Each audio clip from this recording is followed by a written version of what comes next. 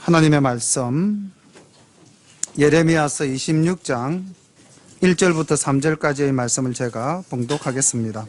유다 왕 요시야의 아들 여호야김의 저기 초에 여호와께로서 이 말씀이 임하니라. 가라사대 나 여호와가 이같이 이르노라. 너는 여호와의 집들에 서서 유다 모든 성읍에서 여호와의 집에 와서 경배하는 자에게 내가 내게 명하여 이르게 한 모든 말을 고하되 한 말도 감하지 말라. 그들이 듣고 혹시 각각 그 악한 길에서 떠나리라. 그리하면 내가 그들의 악행으로 인하여 재앙을 그들에게 내리려 하던 뜻을 돌이키리라. 아멘. 오늘은 예레미야서 26장 말씀을 가지고 함께 은혜를 나누겠습니다. 오늘 본문은 예레미야가 성전 뜰락에서 이 하나님의 말씀을 증거하는 말씀인데 일명 성전 설교라고도 하는 내용을 담고 있습니다. 우리가 이 성전 설교는 사실 예레미야서 7장에서 일찍이 한번 만났던 내용입니다. 그래서 오늘 예레미야가 하나님으로부터 받아서 이스라엘 백성들에게 증거하는 말씀이 무엇인지 또 7장으로 한번 돌아가서 함께 살펴보는 시간도 그렇게 가지도록 하겠습니다. 미리 7장을 챙겨 놓으시면 감사하겠습니다. 26장 1절부터 말씀을 봅니다. 유다 왕 요시야의 아들 여호야김의 저기 초에 여호와께서 이 말씀이 임하니라. 가라사대 나 여호와가 이같이 이르노라. 너는 여호와의 집들에 서서 유다 모든 성읍에서 여호와의 집에 와서 경배하는 자에게 내가 내게 명하여 이르게 한 모든 말을 고하되 한 말도 감하지 말라. 그들이 듣고 혹시 각각 그 악한 길에서 떠나리라. 그리하면 내가 그들의 악행으로 인하여 재앙을 그들에게 내리려 하던 뜻을 돌이키리라. 아멘. 이 말씀 속에 하나님이 어떤 마음을 가지고 계시는지 그 마음이 느껴지십니까? 저는 이 3절에 혹시라는 이 말에 참 하나님과의 인격적인 감정의 교류를 느꼈습니다. 우리가 그럴 때 있잖아요. 혹시 얼마나 그 간절히 바라는 바람입니까? 특히 내가 힘들고 어려울 때라면은 혹시 누가 나의 손을 이렇게 그럴 때 그 혹시는 정말 절절함이 배어져 있지 않습니까? 근데 천지를 창조하신 하나님께서 그 마음을 품고 계시는 거예요. 혹시. 그런데 이 하나님의 마음을 들어야 될 사람이 누구냐 보니까 2절에 이렇게 기록되어져 있어요. 유다 모든 성읍에서 여호와의 집에 와서 경배하는 자. 자, 우리가 이렇게 볼 때 유다 모든 성읍에서, 예루살렘에서가 아닙니다. 유다의 모든 성읍에서 주님께 예배하러 오는 자라고 했을 때 그 사람들의 신앙은 어떨까요? 좋은 사람일까요? 안 좋은 사람들일까요? 신앙이 좋은 사람이죠. 겉으로 드러나기에는 참 좋은 신앙을 가진 사람들입니다.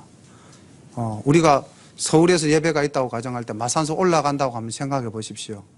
웬만한 열정 아니면 못 올라갈 거 아닙니까?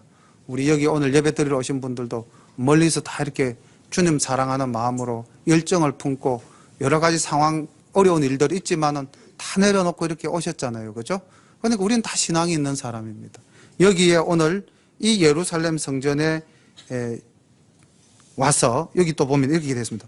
여호와의 집에 와서 경배하는 자. 엎드려 절하며 예배 드리는 자. 이 경배라는 말이 얼마나 최상의 예배의 폼입니까? 형식입니까? 자, 그런 사람에게 내 말을 가감없이 한 말도 빼지 말고 말하라. 그러면은 그 말이 어떤 말인지 이제 추측되는 것이 각각 그 악한 길에서 떠나리라. 그러니까 이 예배하러 올라오는 사람들이 정말 신실한 믿음을 가지고 온전한 예배를 드리러 오는 사람이었다면 이 말씀이 나올 수가 없잖아요. 악한 길에서 돌이켜서 내가 내리고자 하는 이 징계를 피할 수 있을까? 내가 혹시 하는 그런 간절한 마음으로 하나님이 말씀하시진 않으셨을 것 아닙니까? 자, 그렇다면 정리하자면은 오늘 이 예루살렘 성전에 예배하러 오는 자는 외향적으로는 거룩한 신앙생활을 하는 사람입니다. 그렇지만은 그들은 하나님의 말씀에 순종하여 하나님의 말씀대로 살지 않은 사람들이었다. 이렇게 결론을 내릴 수가 있죠. 왜냐하면은 그들의 악행으로 인하여 내가 재앙을 그들에게 내리려 하던 뜻을 돌이키리라. 오늘 누가 이 성전에 예배드리러 와서 회개한다면 내가 그 회개를 보고 내 생각을 돌이키겠다라고 주님 말씀하셨으니까 우리가 오늘 이 자리에서 예배 드릴 때도 이런 이제 마음으로 혹시 하는 하나님의 그 기대를 우리가 충족시켜주는 마음으로 이 시간 우리가 정말 신앙생활 하면서 내가 교만했거나 또 내가 하나님 앞에 잘못했거나 말씀대로 우리가 순종하지 못했다거나 그런 게 있었다면 이 시간 회개해야 될 줄로 믿습니다. 4절부터 6절까지가 이제 이 성전 설교의 내용입니다. 그런데 이 4절부터 6절까지의 성전 설교 내용은 사실은 7장 1절부터 15절까지의 설교를 압축한 것입니다. 그래서 우리가 지난번에 7장을 했지만은 다시 한번 7장으로 돌아가서 그 설교 본문을 원문 그대로 한번 보겠습니다. 예레미야가 이제 이 하나님의 말씀 하나도 감하지 말고 전하라 한 이 설교가 어떤 설교였는지 예레미야서 7장 1절부터 15절까지의 그 말씀이 나와 있습니다. 그래서 4절부터 6절까지의 내용을 7장 1절부터 15절로 대신하겠습니다. 그래서 7장 1절부터 말씀을 봐주시면 감사하겠습니다. 이제 여호와의 전에서 전하는 예레미야의 설교입니다. 여호와께로서 예레미야에게 말씀이 임하니라. 가라사대 너는 여호와의 집 문에 서서 이 말을 선포하여 이르기를 여호와께 경배하러 이 문으로 들어가는 유다인아 다 여호와의 말씀을 들으라. 만군의 여호와 이스라엘의 하나님이 이같이 말씀하시되 너희 길과 행위를 바르게 하라. 그리하면 내가 너희로 이곳에 거하게 하리라. 너희는 이곳이 여호와의 전이라 여호와의 전이라 여호와의 전이라 하는 거짓말을 믿지 말라. 너희가 만일 길과 행위를 참으로 바르게 하여 이웃들 사이에 공의를 행하며 이방인과 고아와 가부를 압제하지 말며 무죄한 자의 피를 이곳에서 흘리지 아니하며 다른 신들을 쫓아 스스로 해하지 아니하면 내가 너희를 이곳에 거하게 하리니 곧 너희 조상에게 영원 무궁히 준 이 땅이니라. 너희가 무익한 거짓말을 의뢰하는도다.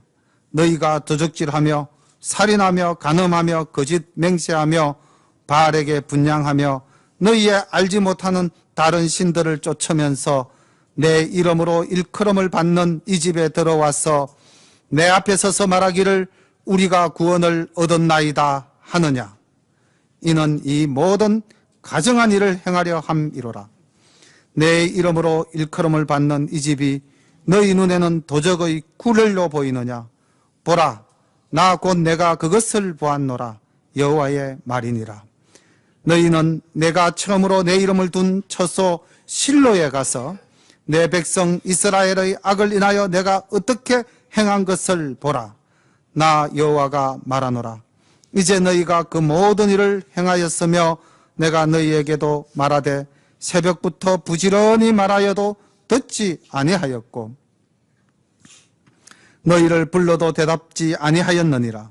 그러므로 내가 실로에 행한 같이 너희가 의뢰하는 바 내 이름으로 일컬음을 받는 이 집 곧 너희와 너희 열조에게 준 이곳에 행하겠고 내가 너희 모든 형제 곧 에브라임 온 자손을 쫓아냄 같이 내 앞에서 너희를 쫓아내셨다 할지니라.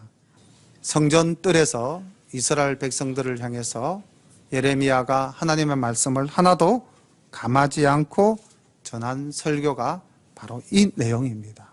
하나님의 전이라, 하나님의 전이라, 하나님의 전이라 3번 반복되어졌다는 것은 최상급입니다. 우리가 이곳을 하나님의 전이라 하면서도 우리의 예배자의 모습이 온전하지 못하면 이것은 거짓말이라는 것입니다. 여기는 하나님의 전이 아니라는 것입니다. 그리고 우리가 이곳에서 예배를 드리면서 우리가 정말 하나님의 공의를 이루지 못하고 이방인과 고아와 가부를 압제하고 무죄한 자의 피를 흘리고 다른 신을 쫓아서 따라가고 또 우리가 도적질하고 살인하고 간음하고 거짓 맹세한다면은 이곳에서 드리는 이 예배는 의미가 없다는 겁니다. 이스라엘이 그렇게 했다는 겁니다. 그래서 그렇게 예배한다면 내가 이전을 헐어버리겠다. 실로를 패하게 한 것처럼 이 예루살렘도 황폐하게 하겠다는 것입니다. 실로는 여호수아가 가나안 땅에 들어와서 제일 처음으로 하나님의 장막을 치고 예배를 드렸던 곳이고요. 제사장 엘리 시대까지, 엘리도 사사로 부름을 받기도 하는데 사무엘 직전 엘리 시대까지 실로에 법궤가 있었습니다. 그런데 블레셋과의 전투에서 법궤는 빼앗기고 실로는 황폐하게 되었다는 겁니다. 그때 이스라엘 백성들이 어떻게 생각했습니까? 법궤만 있으면 우리는 블레셋을 이길 수 있다. 이런 맹목적인 신앙을 갖고 있지 않았습니까? 그러면서 그들은 하나님 앞에 온전했느냐? 아니잖아요. 각자 자기의 소견에 옳은 대로 살았잖아요. 그러면서 힘들 때는 법궤를 의지하고 법궤가 마치 무슨 만사 형통하는 것처럼 들고 나갔다가 이방인에게 뺏기는 하나님의 영광을 땅에 떨어뜨리는 수치를 당하지 않았습니까? 그 사건을 이야기하는 거예요. 실로 사건. 그러니까 하나님은 예레미야를 통해서 이같이 이스라엘의 왜곡되어진 신앙과 삶의 모습에 대해서 엄히 징계하셨습니다. 그러면서 하나님의 바람은 징계가 아니었죠. 아까 우리 3장에서 봤던 그 혹시 너희들이 비록 지금 그렇게 엉망진창으로 산다 할지라도 혹시 오늘 이 예레미야의 설교를 듣고 내 말을 듣고 너희들이 돌이키기만 한다면은 내가 너희들 모든 죄를 다 사하겠다. 없었던 걸로 하겠다. 이게 지금 하나님 마음입니다. 근데 그 마음을 받아주느냐? 7절부터 보겠습니다. 받아들이는 자의 자세가 이와 같았습니다. 예레미야가 여호와의 집에서 이 말을 하매 제사장들과 선지자들과 모든 백성이 듣더라. 그 다음 구절이 어떻게 가면 참 좋았을까요? 죄를 뒤집어 쓰고 옷을 찢으며 눈물을 흘리며 회개하더라 했으면 얼마나 좋았겠습니까? 그런데 8절에 듣고 난 다음 반응이 예레미야가 여호와께서 명하신 말씀을 모든 백성에게 고하기를 마침에 제사장들과 선지자들과 모든 백성이 그를 붙잡고 이르되 네가 반드시 죽으리라. 하나님의 말을 외쳤는데 받아들이는 자는 자기 귀에 거슬린다고 자기 마음에 맞지 않는다 하여 하나님의 말씀을 전가하는 자를 네가 죽으리라 이렇게 이야기하고 있습니다. 이 장면 말씀 보면서 한 장면이 또 번뜩 떠오르는 거예요. 주님이 이 땅에 오셔서 우리 죄를 다 구원하시기 위해서 이 땅에 오셔서 가르치시고 복음을 전파하시고 병을 고치시고 3년간 공생애를 한 결과 유대인들, 제사장들, 서기관들, 바리새인들 어떻게 이야기했습니까? 죽여라. 십자가에 못 박아라 그랬잖아요. 그러니까 예레미야 시대나 예수님 시대나 어떤 특정한 시대나 하나님의 공의를 외치면은 그것을 받아들여서 회개하기보다는 강팍한 심정으로 죽여라 하는 것이 세태라는 겁니다. 혹시 우리는 정말 여기 이 대상자, 제사장과 선지자들입니다. 제사장들은 성전에서 하나님을 섬기는 가장 신앙 좋은 사람들일 거고요.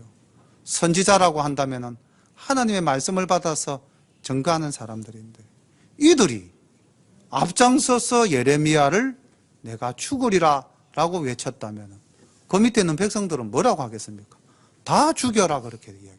이게 이 시대였고 예레미야의 고통이었습니다. 그리고 반드시 네가 죽으리라고 한 원인을 어디에서 찾았느냐? 9절, 어찌하여 네가 여호와의 이름을 의탁하고 예언하여 이르기를 이 집이 실로같이 되겠고 이 성이 황무하여 거민이 없으리라 하느뇨 하매 그 모든 백성이 여호와의 집에서 예레미야에게로 모여드니라. 선동하는 거죠.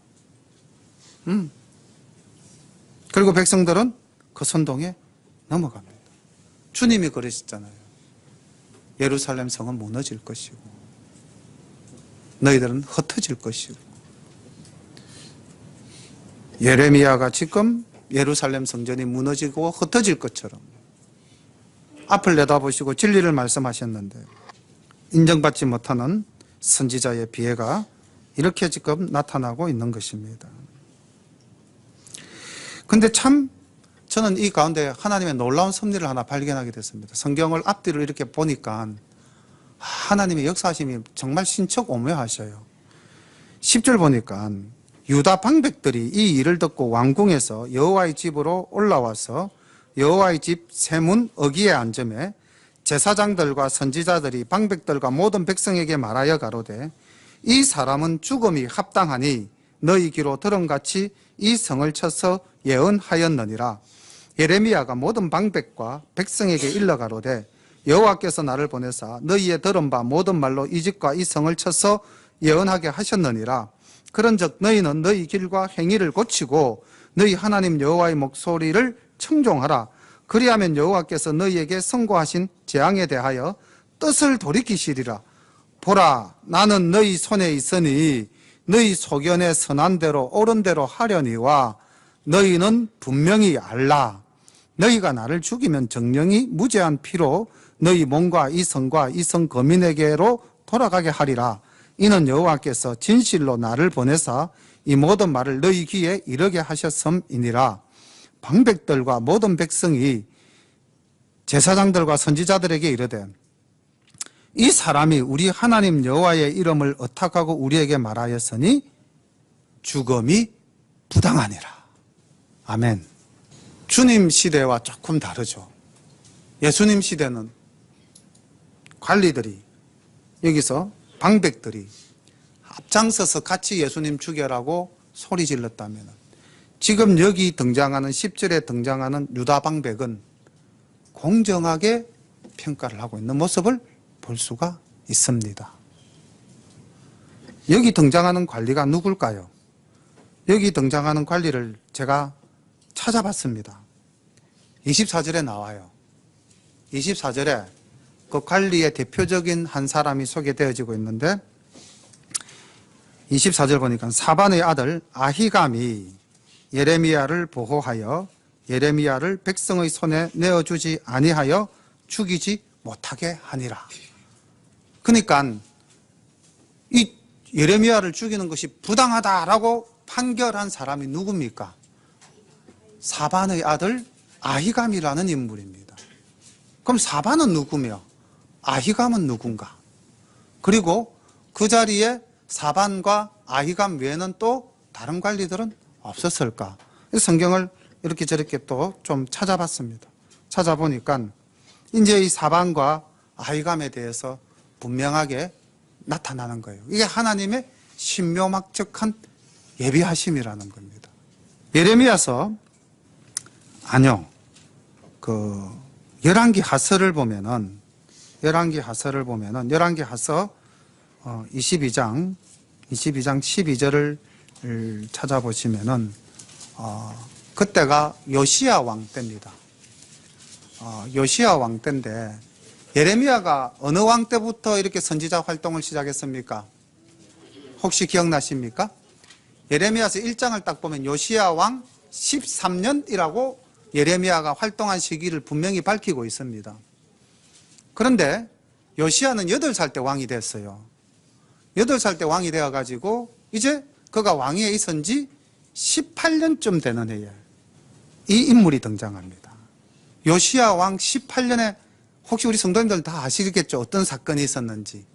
성전 수리를 하다가 율법책을 발견하게 됩니다. 기억나시죠? 그 사건은 그때의 이야기입니다. 열왕기하서 22장 12절 봅니다. 그 익숙한 인물이 나옵니다. 왕이 제사장 힐기야와 그 다음 누가 나오죠? 사반의 아들 아히감과 미가야의 아들 악볼과, 악볼도 동그라미 치놓기 바랍니다. 이 인물도 중요한 인물입니다. 서기관 사반과 사반의 아들 아히감 다 넣어줘. 그리고 왕의 시종 아사야에게 명령하여 이르되, 이렇게 해서 이제 요시야 임금의 종교 개혁이 일어나는 시대의 그 중추적인 인물들입니다. 이분들은 하나님의 일을 선하게 감당하는 자들이었다는 거죠. 근데 거기에 누가 나오냐면 사반이 나오고 사반의 아들 아히감이 나옵니다. 그런데 예레미야가 요시야 왕 13년부터 활동을 했으니 지금 선지자 생활한 지 벌써 5년 차째 아닙니까? 그러니까 이때 사반과 사반의 아들 아히감, 악볼 이런 사람은 예레미야의 말을 들었을까요? 안 들었을까요? 이미 그때부터 듣고 있었던 겁니다. 그리고 저 사람이 참 선지자다라는 것을 이 사람들이 요시야 왕과 더불어서 종교개혁을 하면서 알지 않았겠습니까? 저 선지자 말대로 우리가 살아야 된다, 이런 생각을 아마 가졌던 것 같아요. 바로 그분들이 지금 이 자리에 등장하는 겁니다. 제사장과 서기관. 여기서 말하는 제사장은 자기의 기득권을 유지하려고 하는 썩어 빠진 종교인들 아니겠습니까? 오늘날도 이런 사람들이 많지 않겠습니까? 우리 사회에 자기의 기득권을 유지하기 위해서 또 선지자라고 하는 이 선지자들은 어떤 선지자들이겠습니까? 다 평안하다 묵을 것만 주면 입에 물고 그냥 거짓으로 외치는 자들 아니었겠어요? 그러니까 이런 왜곡된 제사장들과 왜곡된 선지자들이 하나님의 진리를 말하는 예레미야를 백성들을 선동해서 죽여야 한다 했을 때 그것을 가로막은 자가 바로 이 사반의 아들 아히감, 이 가문이었다는 거죠. 그러니까 하나님께서는 하나님이 보낸 일꾼들을 지키기 위해서는 장치를 만들어 두셨다는 겁니다. 얼마나 신묘막측하십니까? 우리 하나님의 놀라운 은혜를 우리가 이렇게 만나게 되는 겁니다. 17절부터 봅니다. 때에 그 땅 장로 중 몇 사람이 일어나 백성의 온 회중에 말하여 가로되, 유다 왕 히스기야 시대에 모레셋 사람 미가가 유다 모든 백성에게 예언하여 가로되, 만군의 여호와께서 이같이 말씀하시기를 시온은 바깥이 경작함을 당하며 예루살렘은 무더기가 되며 이전의 산은 수풀의 높은 곳들 같이 되리라 하였으나 유다 왕 히스기야와 모든 유다가 그를 죽였느냐? 히스기야가 여호와를 두려워하여 여호와께 간구하며 여호와께서 그들에게 선고한 재앙에 대하여 뜻을 돌이키지 아니하셨느냐? 우리가 이같이 하면 우리 생명을 스스로 크게 해하는 일이니라. 여기 이제 장로, 장로나 여기 지금 나와 있는 방백이나 같은 이제 사람들이죠. 히스기야 왕 때에 이사야 선지자, 미가 선지자, 이런 선지자들이 정말로 그 유다의 왜곡되어진 신앙생활에 대해서 또 얼마나 강하게 질타했습니까? 근데 그때 히스기야 왕이 어떻게 했느냐? 죄를 뒤집어 쓰고 옷을 찢고 눈물로 회개하지 않았느냐? 우리 조상들이 그리 했다. 그래서 어떻게 됐느냐? 사내립, 그때는 아수르가 예루살렘을 파러 올라왔는데 사내립의 군대 18만 5천 명이 하룻밤에 주님의 은혜로, 주님의 역사하심으로 다 죽고 이스라엘은 구원함을 받지 않았느냐? 나아가서 그 이후에 히스기야 왕 또한 생명이 연장되는 놀라운 은혜를 입지 않았느냐? 그러니 우리도 회개해야 되지 않느냐? 의인이 살아있었던 겁니다. 이렇게 예레미야를 변호하는 인물들이 있었던 것입니다. 근데 20절에 이제 독특한 인물이 또 하나 나오는데 이걸 이제 우리가 어떻게 이해를 해야 될 것인지 우리가 다시 한번 더 생각해 봅시다. 또 여호와의 이름을 의탁하고 예언한 사람이 있었는데 곧 기럇 여아림 서마야의 아들 우리야라. 그가 예레미야의 모든 말과 같이 이 성과 이 땅을 쳐서 예언하며 여호야김 왕과 그 모든 용사와 그 모든 방백이 그 말을 듣고는 왕이 그를 죽이려 하며 우리야가 이를 듣고 두려워 애굽으로 도망하여 간지라. 여호야김 왕이 사람을 애굽으로 보내되 곧 악볼의 아들 엘라단과 몇 사람을 함께 애굽으로 보내었더니 그들이 우리야를 애굽에서 끌어내어 여호야김께로 왕께로 데려오매 왕이 칼로 그를 죽이고 그 시체를 평민의 묘실에 던지게 하였다 하니라. 자, 동시대에 있었던 비슷한 사건입니다. 예레미야가 하나님의 뜻을 이스라엘 백성들에게 전할 때에 또 한 선지자 우리야라는 인물이 있었다는 겁니다. 그런데 이 우리야도 전하는 내용은 예레미야와 비슷했어요. 회개하라, 돌이키라. 그러면은 하나님께서 너희를 용서하실 것이다. 동일한 증거를 했는데 왕이 그 말을 듣고 우리야를 데리고 와라, 죽이겠다. 이제 이렇게 그 왕이 진노하니까 자, 참 선지자 예레미야는 어떻게 했습니까? 죽인다. 그래도 그 자리에 엎드려서 때려도 그 자리에 엎드려서 감옥에 집어넣어도 그 자리에 엎드려서 주님 뜻대로 했죠. 그렇지 않습니까? 그런데 우리야는 어떻게 했다는 겁니까? 어디로 도망을 갔다? 애굽으로 도망갔다. 자, 하나님 애굽 좋아하십니까? 싫어하십니까? 하나님 애굽 무지 싫어하십니다. 하나님 애굽을 얼마나 싫어하시는지 이사야서 31장 1절에 보면은 이런 구절이 나옵니다. 도움을 구하러 애굽으로 내려가는 자들에게 화 있을진저. 이렇게 기록되어 있어요. 애굽으로 도움을 구하러 내려가는 너거는 나를 믿지 못하고 세상을 의지하는 자들이다. 그리고 예레미야 시대에도 이렇게 또 말씀하셨어요. 예레미야서 46장 25절에 보면 이렇게 주님이 말씀하셨습니다. 나 만군의 여호와 이스라엘의 하나님이 말하노라.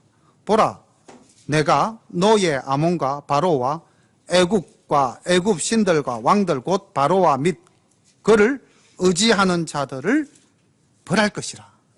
이것도 어떤 사건이냐면요, 그달랴가 죽고 이스라엘 백성들이 일부 남았던, 다 포로로 바벨론 끌려가고 난 이후 역사죠. 그 일부 남은 이스라엘 백성들이 어디로 가자 그럽니까? 애굽으로 가자. 그때 예레미야는 내려가면 안 된다고, 죽는다고 말하던 그 시대의 이야기입니다. 어느 시대건 애굽으로 내려가는 것은 하나님이 기뻐하시지 않는다는 것입니다. 그런데 이 우리야가 두려워서 애굽으로 도망하였다는 거죠. 하나님의 뜻을 전하기는 참 잘 전한 선지자였는데 끝까지 하나님을 의지하지 않았다는 것입니다. 우리가 만약에 믿음 생활을 하다가 믿음 생활 참 잘했는데 내한테 환난이 닥치고 고난이 당한다 해서 내가 하나님을 의지하지 않고 세상을 의지해서 세상으로 가버렸다. 이 우리야처럼 애굽으로 내려가 버렸다. 그 결과가 어떻게 됩니까? 사는 것입니까? 죽는 것입니까? 죽는 것이죠. 그런데 예레미야는 죽으리라 라고 막 온 사람들이 강분해도 예레미야 어떻게 합니까? 방백들과 백성들을 향해서 그래, 내 목숨은 너희 손에 있다. 너희 선한 소견대로 해라. 죽이려면 죽여라. 그렇지만 나는 하나님의 말씀을 전가하지 않을 수 없다 하면서 14절부터 다시 또 한 번 더 주님의 말씀을 전가하지 않습니까? 우리가 이런 신앙을 가지고 살아야 할 줄로 믿습니다. 힘들고 어렵다고 도망가 버리면은 그 길이 사는 길이 아니고 죽는 길이라는 겁니다. 하나님은 예레미야를 살리기 위해서, 아마 우리야도 그 자리에 그대로 머물렀다면 우리야를 살리기 위해서 사람을 준비해 두셨을 거예요. 24절에 분명히 나오지 않습니까? 사반의 아들 아히감을 딱 주님이 준비해 놓으셨다가 예레미야를 보호하니 왕도 어떻게 할 수가 없었다는 겁니다. 왜냐하면요, 성경을 잘 찾아보면 11개 하서부터 이 예레미야 시대까지 보면 사반이라는 이 인물이 굉장한 권력자입니다. 요시야 왕 때부터 서기관 집안으로서 그의 아들, 그리고 우리가 잘 아는 이스라엘이 멸망하고 난 다음 바벨론 왕이 총독으로 세운 사람이 누굽니까? 그달랴죠. 그달랴가 누구의 아들입니까? 이 아히감의 아들입니다. 사반의 손자 아히감의 아들 그달랴를 예루살렘 총독으로 세우고 남은 유다 백성을 다스리라고 이야기합니다. 그러니 이 가문이 어떤 가문입니까? 바벨론도 인정한 가문입니다. 이스라엘에서 이만한 가문은 없다라고 생각한 가문이었겠죠. 그리고 이 가문이 가만히 보니까 하나님을 두려워하는 가문입니까? 아니면 하나님의 말씀을 어기는 가문입니까? 하나님의 말씀을 두려워하는 가문이에요. 그래서 아히감도 사실 예레미야를 죽이지 못하게 감쌀 때는 왕의 명을 어떻게 보면은 거역하는 입장에서 죽음을 무릅쓰고 예레미야를 보호한 것 아니겠습니까? 그래서 우리 일하시는 하나님은 참 신묘막측하신 하나님이시다 하는 것을 이 말씀을 준비하면서 다시 한 번 더 깨닫게 되었습니다. 그리고 오늘 이 26장에서 저는 이 혹시라는 말씀이 너무나 하나님의 그 애절한 감정이다. 그 감정을 우리가 채워드리지 못한다면은 우리는 정말 진노의 자식이 될 수밖에 없지 않겠습니까? 그렇게 애타게 혹시나 하는 마음, 이 아버지의 혹시나 하는 마음은 우리가 신약 성경에서 예수님도 그 아버지의 마음을 탕자에 비유해서 말씀하고 있지 않습니까?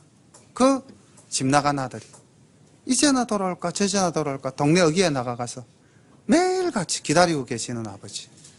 그 우리 찬송가도 어서 돌아오 어서 돌아오 그 찬송 있지 않습니까? 밤마다 문 열어놓고 기다리신다. 근데 아들이 저 멀리서 오니까 어떡합니까? 알아볼 수도 없는 존재인데 아버지는 알아보시고 뛰어가서 껴안고 입 맞추신 분이 아버지셨다는 거죠. 그 아버지의 그 마음이 오늘 우리 이 3절에 혹시 그 악한 길에서 돌아오면은 내가 그들을 징계하리라고 하였던 나의 뜻을 돌이키리라. 이게 오늘 우리 아버지의 마음입니다. 우리가 이런 은혜를 받아 누리고 산다는 것입니다. 우리가 아버지의 이런 사랑을 받고 있다는 것입니다. 우리 열린가족 여러분들은 어떤 환난이 닥치더라도 모든 것을 준비하시는 하나님의 은혜를 기억하면서 우리의 고난과 환난 가운데서도 우리는 하나님의 보호막 속에 있다 믿고 기도하시는, 감사하시는 우리 열린가족 모두가 되기를 축원합니다. 기도드리겠습니다. 아버지 하나님, 오늘도 혹시나 하시는 마음으로 우리가 회개하기를 기다리시는 아버지 하나님, 오늘도 혹시나 하는 마음으로 우리 모두가 주님을 주인 삼고 내 모든 것을 내려놓기를 기다리시는 아버지 하나님이신 줄로 믿습니다. 우리가 아버지의 일을 함에 있어서 정말 우리의 생각을 내려놓고 하나님 앞에 겸손하게 하나님의 뜻을 쫓는 우리가 될 수 있도록 인도하여 주옵소서. 하나님께서 은혜로 세우신 이 열린교회와 이 열린교회에 속한 우리 모든 성도님들이 하나님의 그 한량없는 사랑 안에서 하나님 온전히 한 가정 한 가족을 이루고 주님을 주인 삼고 살아가는 우리 모두가 되게 인도하옵소서. 예수님의 이름으로 감사하며 기도드리옵나이다. 아멘.